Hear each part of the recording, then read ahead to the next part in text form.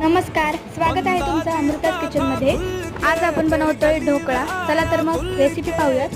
सर्वात आधी घ्यायचं बेसन पीठ, त्यामध्ये अर्धा चमचा हळद घालायची, अर्धा चमचा साखर घालायची, चवीनुसार मीठ घालायचं, दही घालायचं आणि याचं अशा प्रकारे बॅटर तयार करून घ्यायचं। आता एखादं भांडं तेलाने व्यवस्थित ग्रीस करून घ्यायचं। बॅटर मी 10 मिनिटं बाजूला ठेवलं होतं, तर ते बॅटर व्यवस्थित मिक्स करून घ्यायचं। त्याच्यामध्ये इनो घालायची आणि व्यवस्थित मिक्स करून वाफवायला ठेवून द्यायचं। आता दुसरीकडे मी घेतली आहे 1 चमचा साखर, त्यामध्ये पाणी घालायचं आणि व्यवस्थित मिक्स करून घ्यायचं। आपला ढोकळा तयार झालाय।